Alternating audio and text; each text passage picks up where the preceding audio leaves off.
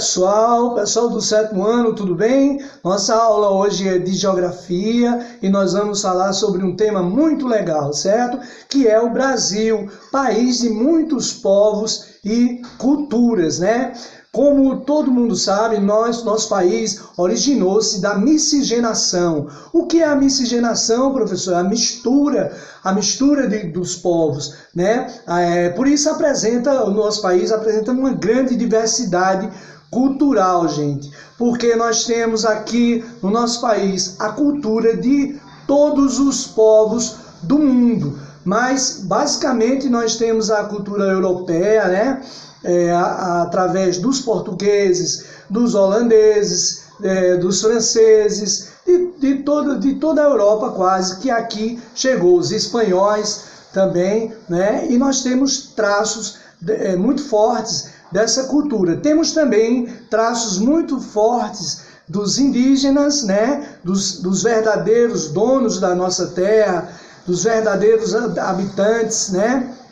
Então nós temos traços muito importantes também na cultura dos indígenas, né? Eu estou falando de traços culturais, né, gente? Como alimentação, na dança, na arquitetura e na fala também, na verdade. Nós falamos um português, gente, que tem algumas palavras que, apesar de nós falarmos português, tem algumas palavras que nós falamos que não existem no português de Portugal, né, do qual se origina o nosso português. Por quê? Porque nós, como nós tivemos essa miscigenação toda, nós temos palavras que vêm dos índios, nós temos palavras que vêm dos africanos, não é verdade? Nós tivemos também esse povo maravilhoso que aqui chegou. Então nós temos as misturas de quais povos?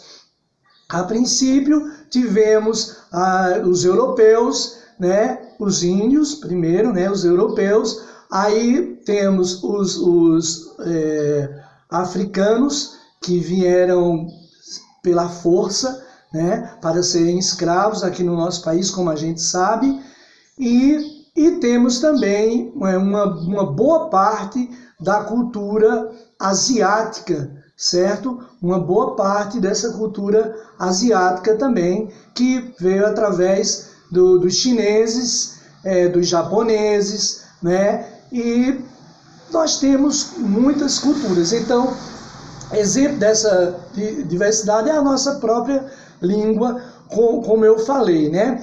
Então, olha só, a partir do século XVI, com a invasão do território pelos portugueses, teve início o processo de miscigenação, né, desses portugueses com os grupos indígenas e os negros africanos trazidos como escravos, configurando a população brasileira atual, certo?